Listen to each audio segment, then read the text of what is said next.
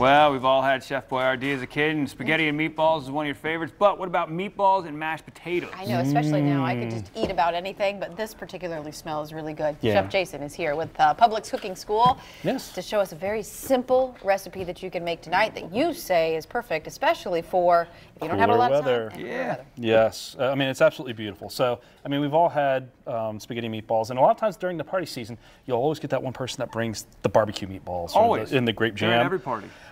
So we're going to be doing a little twist on that. So what we're going to start off with is a little bit of beef broth. Okay. Okay. And you can really use any kind of broth with this that you want. And that's a hot pan. It is a hot pan. It is. Hot pan burn baby. Okay, just a smidge. You're just putting a little bit in there, just to coat the bottom? Well, no, I mean, it actually calls for about a cup of this. Okay. But I already did have here. Ah, okay. You know, the miracle of TV. It's ready in an instant. Okay, so a cup of the chicken broth, the beef broth. And then we do a little bit of apple cider vinegar. This is going to give us some tartness. Okay. All right. Mashed potatoes, they've already got that nice carbo sweetness to them. Okay. And you got the ready-made right there in the signature mashed potatoes. Oh yeah. Much easier to pop those out, ready to go. I do that. Just stick in the microwave, very easy. Beautiful flavor coming from Worcestershire sauce. All right, and what are we making again? What the heck is this? This is the barbecue meatballs. This is the meatballs. We're actually making meatball. Barbecue sauce. Yes. And then Coleman's mustard. I love this stuff. This has got a kick to it. That's sweet hot, right? A little sweet. I don't think there's anything sweet about it. I mean, it's just straight up. Or horseradish in there? I think it's got a little bit of horseradish. It's traditional English mustard. Okay, so let me just, for this barbecue sauce, we've done the beef broth, we've done the apple cider, Worcestershire sauce, and the mustard, Coleman's, and now... And then we got some tomato paste. Tomato paste. This is going to help thicken it. Okay. That Coleman's mustard is the mustard you get in every single holiday sausage and cheese platter that comes. It's always the little mustard. It's so good, so delicious. Onions. And then some onions. Okay. All right. And that is going to be our And what's nice about this? sauce. Yeah, and this is nice because it's pre-diced. This is the time-saving tip right here. Yes, very You can still make things from scratch, but still have like these mashed potatoes I made. Things done. Yeah. And then last, but certainly not least, we got a little bit of lemon juice here, fresh. Lemon juice in your barbecue. Yeah. All right.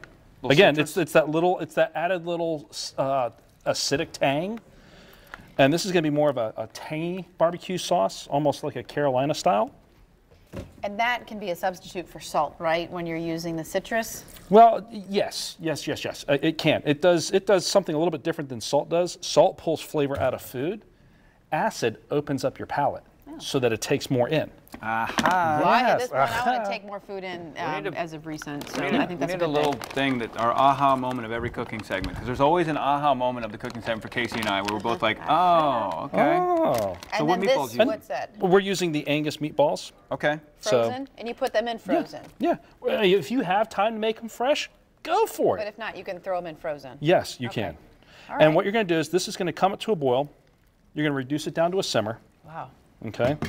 It's got a very strong smell to a good one, but it's... oh yeah, very intense. All that acid in there. So when it's all done, boom, look at that. We're right there. I like that. Was there already flavor on the meatballs, the package? Was it just like a standard? It's just like a standard kind of meatball flavor. Okay, yeah. Just the it's Angus beef though, so it's going to be nice and tasty. I like that, a little more brothy sauce. Now this is going to be brothy, but what we're going to do is we're going to tighten that up just a little bit. Okay. And we're going to use what we call a slurry, which is nothing more than any cold liquid, and we're going to use our beef broth since we already have it, and some cornstarch. Slurry or a swirly? Because those are two different things in elementary school. Slurry.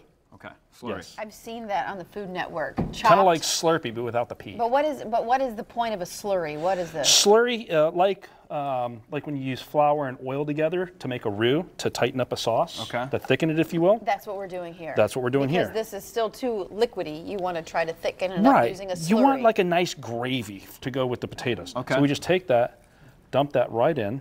And that'll thicken that sauce up a little bit. And it'll thicken it up beautifully. And all that was a little bit of flour and... Cornstarch and cold liquid. Because that's the important flour, right, would that get lumpy? If you dumped it straight in, that's because I've done that. That's exactly what happened. You end up with grandma's gravy. It's right. That was not the end result I was looking for. Grandma's lumpy gravy. Is this a slow process of getting it to solidify? Okay. Yeah, I mean, because eventually what happens is the cornstarch reacts, it starts to swell up with the heat of the liquid, and as it swells up, it thickens the liquid. And just let the moisture steam off a little bit. All right, very cool. Appreciate it, Chef Jason. Thank you. Stuff. Thanks to you and to Publix for cooking lunch for us here and in the Always. Publix kitchen. A reminder, you can find the featured recipes on menu cards in every store and also this week's ad, as well as Publix.com. And you can go to firstcoastnews.com. You can click on the Features tab, scroll down to the left side where it says Publix Recipes, and while you're there, you can sign up for the newsletter, and you will get recipes like this mailed to you each and every week, so you don't have to think about what you want to make. That's which is right. wonderful. Just go do it.